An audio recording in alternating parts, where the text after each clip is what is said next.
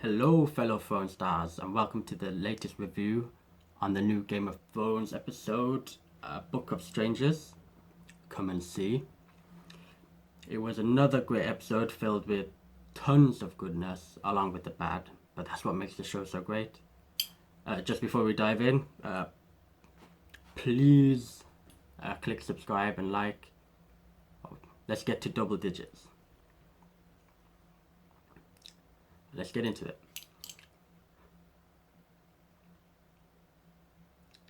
For the first time in a very long time, I think we open on a happy moment. Sansa and Jon meeting, the Stark reunion. It was absolutely fantastic and emotional, with the Stark theme playing in the background.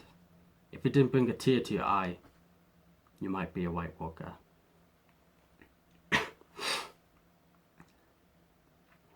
Prior to that, though, we hear the conversation between Ed and Jon. They're talking about Hardhome, and I think it raises an interesting debate of Jon. They both saw the power of the White Walkers firsthand. They took over majority of the White Walkers that were there. I mean, of the wildlings that were there at Hardhome. So Jon knows the threat. He knows what's coming. He knows there's no place safe south of the wall. So for him to leave is a bit questionable. If I was in that position personally, I would stay and try and fight. But as a person who's watching the show, knowing all the storylines that's happening, I want him to get the fuck out of there and take back or kill everybody who's done his family wrong and maybe become king of the seven. Forget that.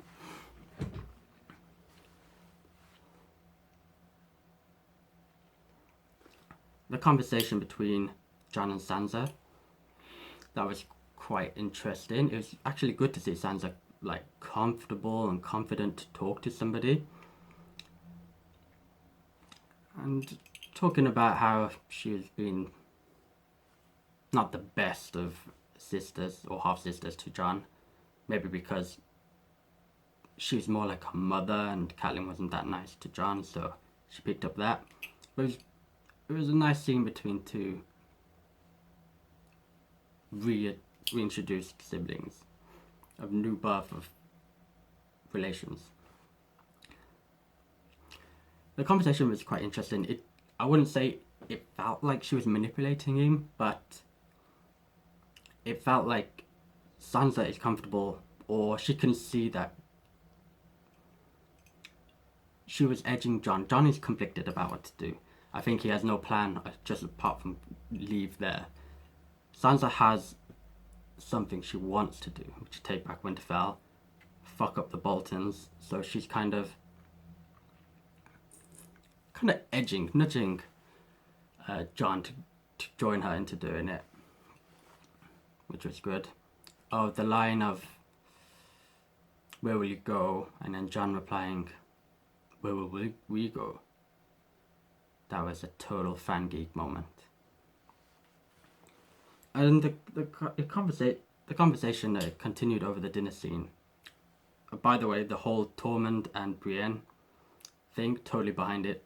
I think it's funny. I think they will be the biggest power couple if them two got together. Make that happen. Of all the relationships, that should happen. Pod didn't really get to say much this week as well. And the letter, which was a great letter, the whole come and see, I think I'm going to take that and use that in my videos. It's fantastic, just to keep repeating it. But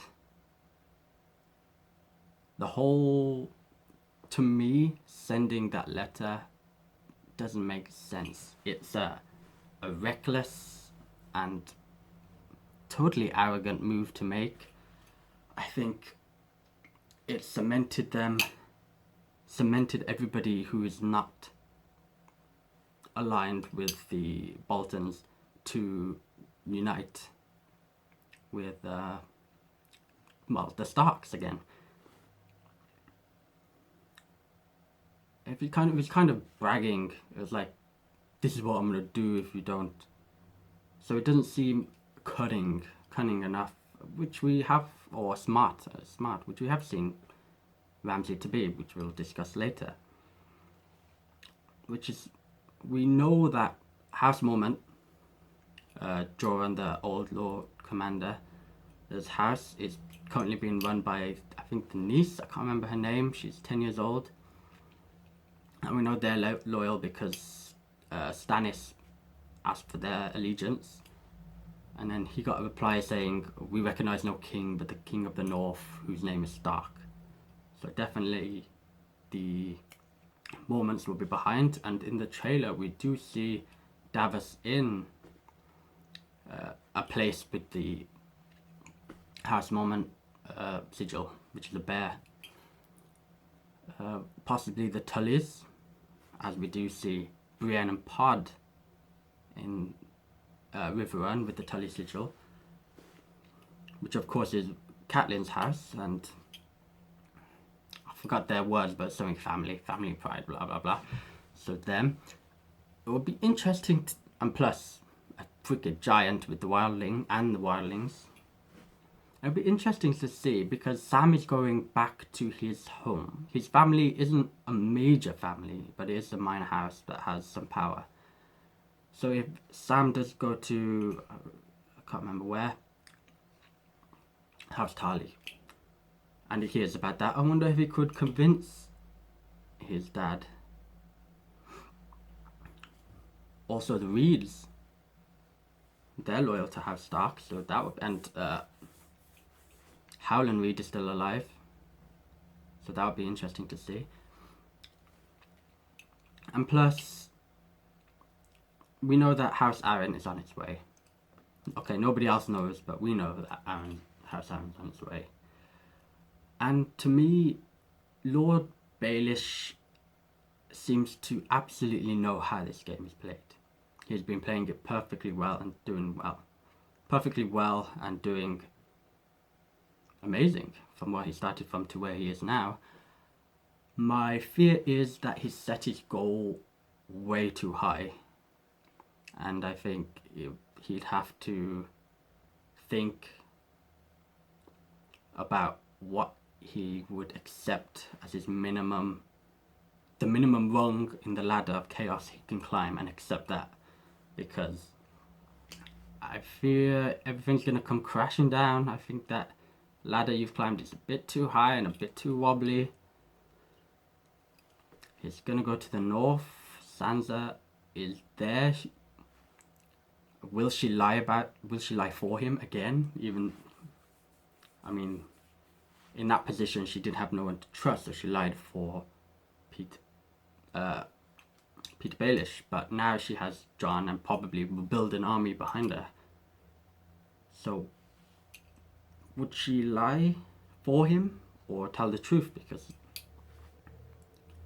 they were not attacked. He did give her to the Boltons.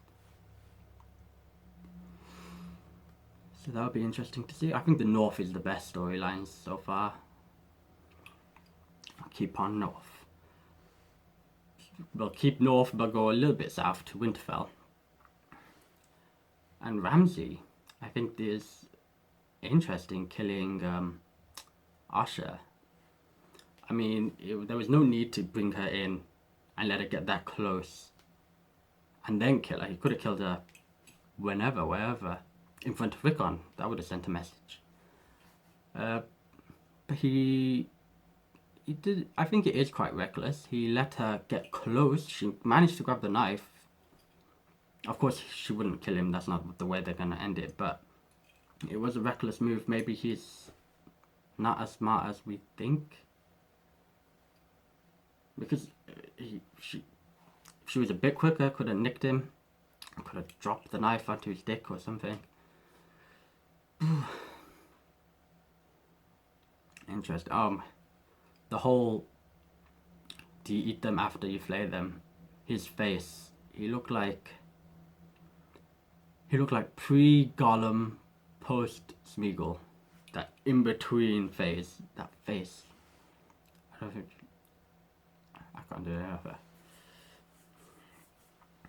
Proper gremlin face. Interesting to see that. So the question is, to me, is I'm not fully convinced that the Umbers have betrayed the Starks. Mostly because of the little John Umber. He didn't make the oath to, or bend the knee to Ramsay. So I got this. Maybe it's like I'm dreaming. Maybe I'm dreaming about it, but I don't get that impression yet. But he did give him Wiccan. So let's completely leave the north and down south to the capital, in King's Landing. We get Cersei trying to play the game again, but in a very reckless way. Another reckless way, and it contrasts compared to the way Tyrion's dealing with his troubles. He's trying to find a common interest and make them act in accordance to their interests, in their good interests. Cersei just trying to take over. That's the impression I got. Again, show her dominance, that she can still play. Even though it will probably start a civil war, which is not so great. It's a very tunnel vision, a short-sighted plan. I think the long-sighted plan is not a very smart move, because she does know that Dany has 3 dragons and all that stuff. She doesn't know she's missing. They must be suspecting war from Dawn. That's going to come soon. They must have got a message from that. And then she knows that the North is in rebellion, so... And just letting the Tyrell army into King's Landing within its wall, I think, is a bad move. It's good because we get to see the Faith Militant die, hopefully, and be defeated, but for the Lannisters, I think that would be bad. For the Tyrells, it would be amazing, because I don't think they'll leave. Once they're in, they're not going to go anywhere. And then let's move across the narrow sea to Dothrak. I forgot the Dothrak, let's just call it Base Dothrak.